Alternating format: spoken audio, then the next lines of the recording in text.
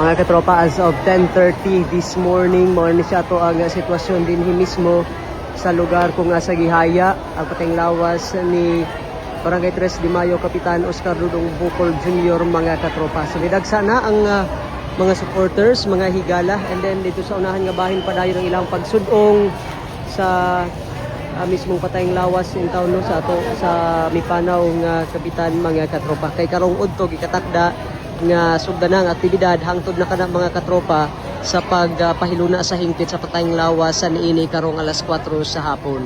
So ubay-ubay na ang nagsingabot ini mga orasa with their uniforms mga katropa nga dunay mensahe nga hustisya, panawagang hustisya alang mismo kang Kapitan Oscar Dudong Bukol Jr. mga katropa. So alas 12 sumala sa schedule, alas 12 karong udto is ihatod o una ipahigayon ang kining misa dinhi sa simbahan sa may barangay San Jose Labrador Church mga katropa. Hangtod na kanang hapon sa Digos Memorial Park ang area kung asa ilubong ang patayng lawas ni Kapitan Dudong Bukol Jr. mga katropa.